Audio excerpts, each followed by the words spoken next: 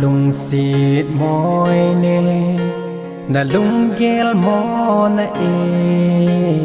hi bang ka lung xịt dạ cha lô helin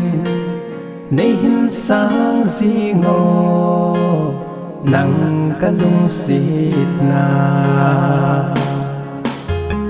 lung xịt nan cùng nên ha khen chung po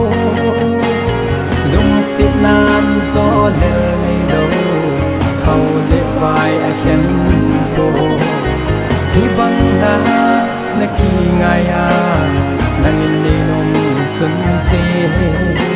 na ki oi mong na lung xịt mỏi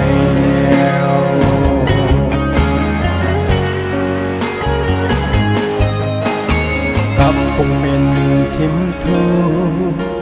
hình lên riêng giống lên gô lên nay san lâu lệ gần lên thì kỹ đi na bul đâu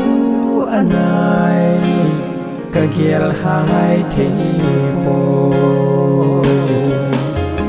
mình sẽ nàn cùng nên ha khen nam gió lên lấy đâu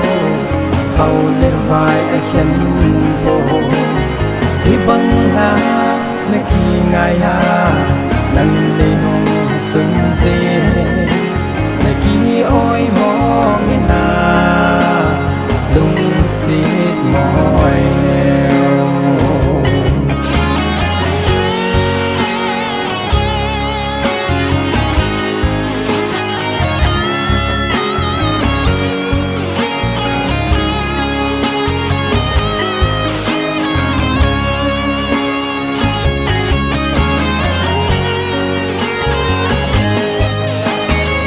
lung xịt na lê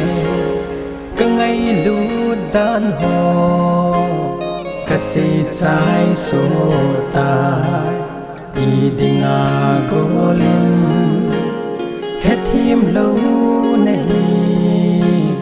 nang cả lung xịt na